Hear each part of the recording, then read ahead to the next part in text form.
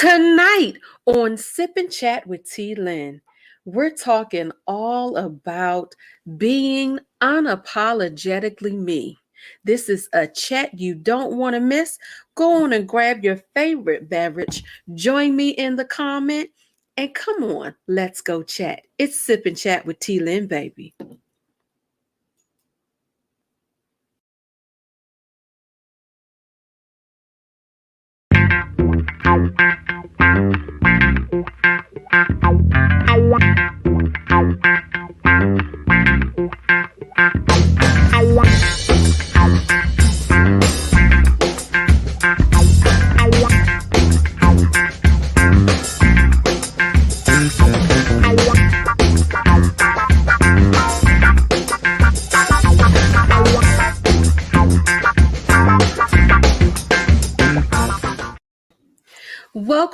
Welcome to Sip and Chat with T. Lynn. Listen, I am excited to be chatting with you guys tonight. I do apologize as my special guest, Jerra Latrice, was not able to be with us. However, I decided that I was still going to come on and just join the conversation in the comments. I'm still going to talk about being unapologetically me, and I hope you'll join me. Again, comment, and we'll chat back and forth that way. Work for you? Works for me. So tonight, what are you sipping on? You know what I'm sipping on. It's always the same. Some good old green tea. Yes, and it is so delicious, you guys. But just to chat a little bit, look, yep, and what better way to wrap than say embracing the real me? Because being your unapologetic self, guess what? You have to do just that. You have to embrace the real you. So come on, let's get into the conversation.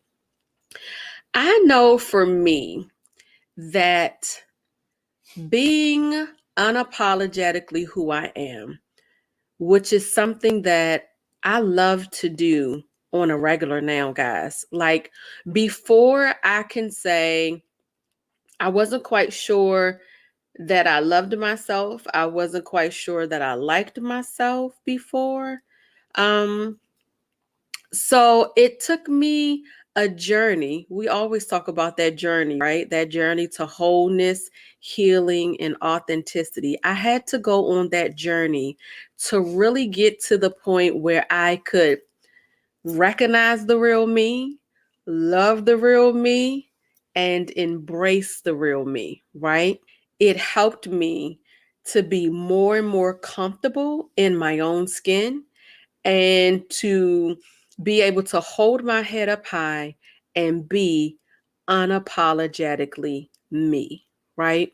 I don't know about you, but what's been your journey with being unapologetically you, right?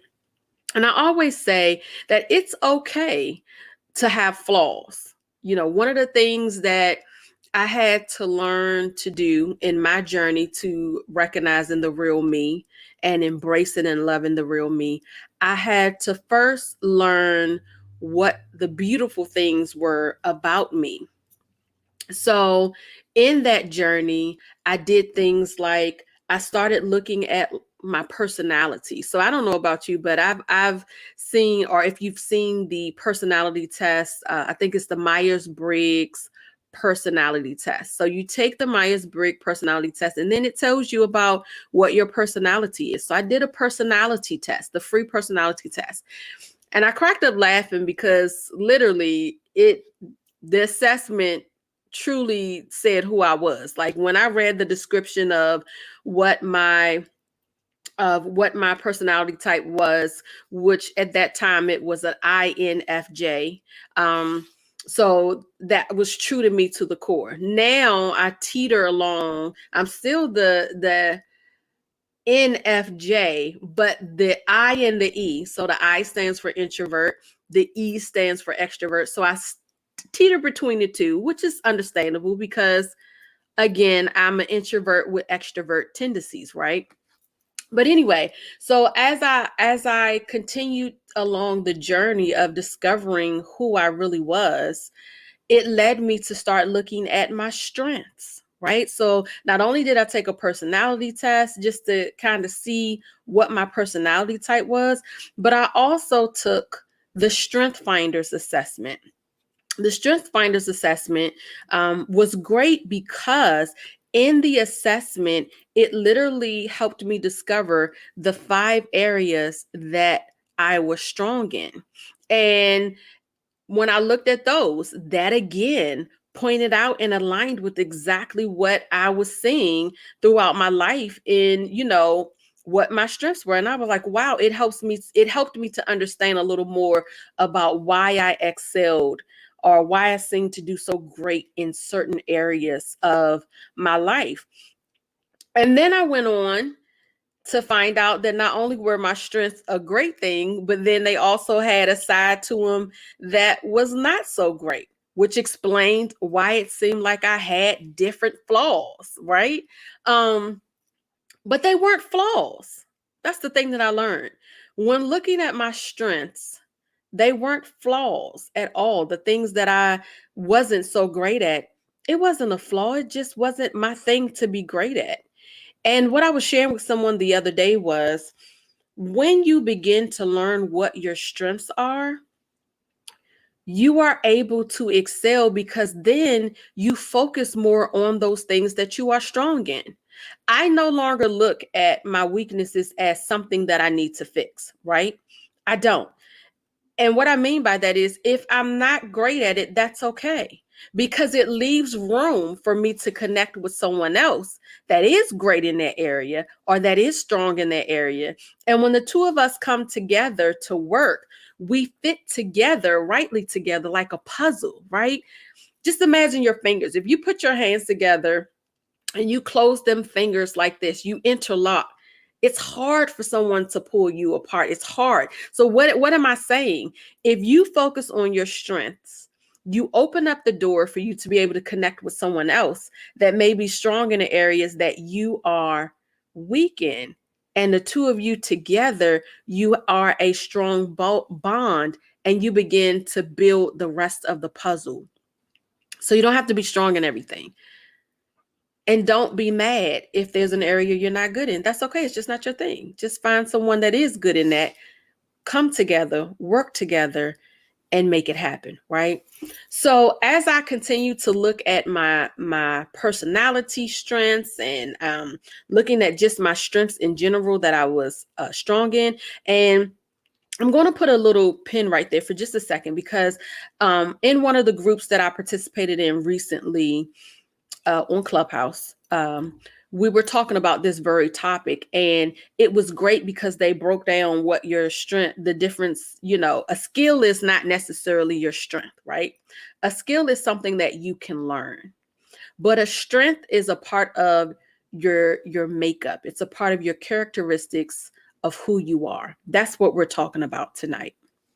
And so as I began to focus more on my strengths, I found that I began to exhale a lot more. I was accelerating. Things were starting to fall into place because I was no longer pretty much trying to be something that I wasn't or feeling like I had to be something that I wasn't. That is key, you guys. That is so key.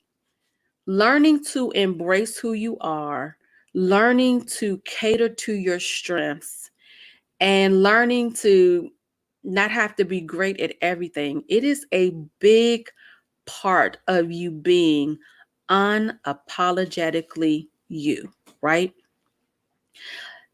It helps you to get in your lane and it starts to show you that it's okay. It's okay. And even in the cross comparison, right? Even when we are comparing ourselves to other people, it's not necessary because when you are unapologetically you, you are comfortable in your own skin. You're comfortable with where things are in life. And when I say comfortable, not comfortable to the point where you're not growing, right? I'm talking about owning who you are, owning the greatness that's in you, owning the great things about you, owning the things that maybe not be so great, right? but still being able to look at yourself and say, I love you. There's something great about you. No, you're not like so and so, and you're not like so and so, but you're you. And that's a great thing and a great person to be. Because when you are authentically you, you are able to be unapologetically you. You're able to look at yourself and know that there is something great about you, even if you're not like other people. One of the hardest things that I had to learn in life was not to try to be like other people and to understand that I was not designed to be in a box. To me, you put yourself in a box when you're constantly trying to compare yourself to other people, compare yourself to their successes, compare yourself to what they have, compare yourself to what they don't have and you have and they don't have. Just constantly comparing yourself, you're putting yourself in a box. It's not a competition. It's really not a competition. Although life and many people will tell you it's competitive out here, you got to get out here and compete. No, you don't. Because baby, when you stop and you become your authentic self and you find joy in being who you are, honey, you will set the world on fire. You will shine so bright that people will want to come talk to you because they will see that you're different and they're going to want to know, what is that thing that's different about them? They're not like everybody else. What's different about them? They're going to want to get to know who you are. They're going to want to get to know why you do the things you do and how you do the things you do. If you just be you. If you just be you. So tonight, I'm not going to take a lot of time, even though I could. I told y'all, talk back to me in the comments. Now you talk back to me, we have a little bit longer to talk. You stay quiet, then you just get the little nugget that I give. Because anybody that knows me and follows me, you know, I get in, I tell you what it is, and then I get out. I don't make it long. But if you talk to me, I promise I'll stay with you a little longer. But at any rate, you know, don't be afraid to be you. Flaws and all. Nobody's perfect. We all have things that we are not great at.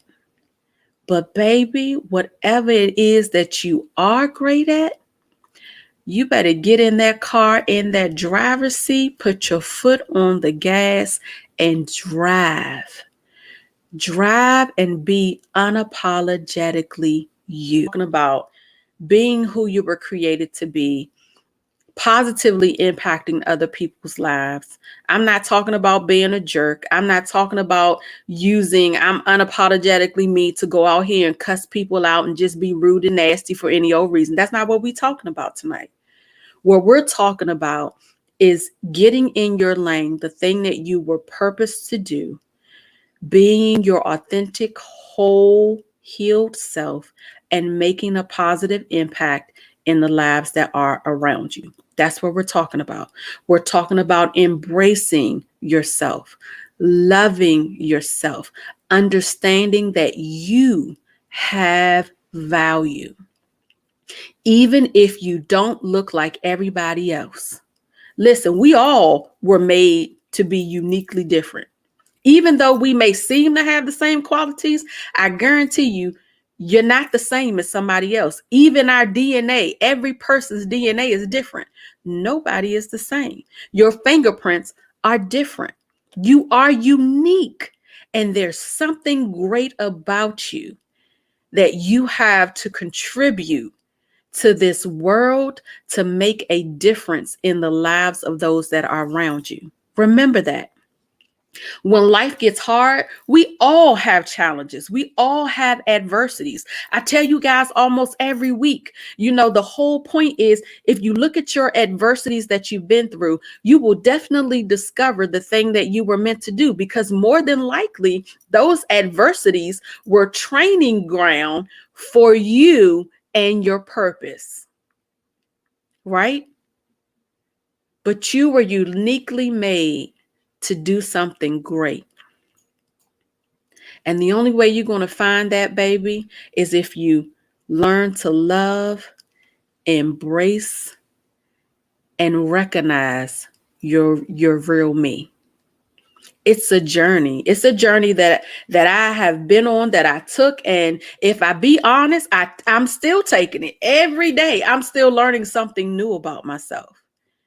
Why? Because I'm continuously growing. One of my guests recently said, if you're not growing, you're dying. Well, baby, I'm growing. I don't want to die. Not right here. Not right here. I'm growing every day. And so should you. If you're not already loving yourself, grow to love and appreciate yourself. Tonight, I challenge you, each and every one of you, take time out for the next 30 days, because it's April the 1st. And no, I'm not playing no April Fool's joke on you. It's April the 1st. For the next 30 days, I want you to take each and every day, write down 3 things that you love about yourself. Every day, find something new. Each and every day, find something new that you appreciate about yourself. I'm telling you, it'll make a world of difference. And what they say, it only takes 21 days to make a habit, baby. So you start and you get past day 21 and you still talking about how great you are. Listen, that thing will take root and keep going and going and going and going. I encourage you tonight. Continue to recognize the real you. Continue to love the real you. And most definitely, make sure you are embracing the real you so that you can walk tall and be unapologetically you. That's all I have for you guys tonight. I know it was short. I told you I get in and I get out. But I so appreciate you taking the time to join me. I really, really hope you got something out of it. And if you did, go ahead and make sure you share it with someone else you know that may need to hear this message tonight, okay? Don't be selfish. I tell you every week, somebody needs to hear it. I may not know them, but you do. And the only way they're going to get this message is if you share it.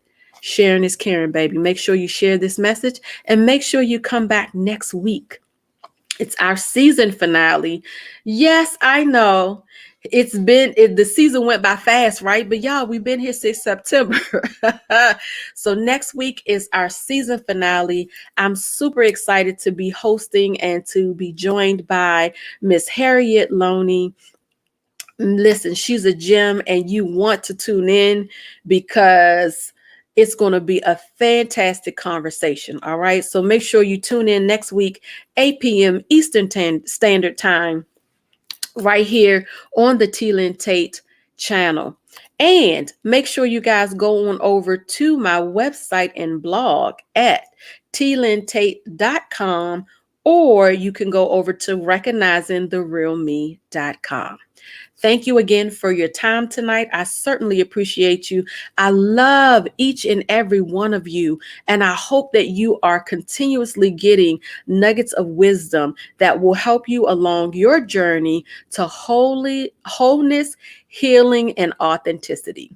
Well, that's it for tonight. Remember, today is a great day to make a difference in the lives of those around you. I'm Lynn Tate, and this has been Sip and Chat with Lynn. Have a great week, guys.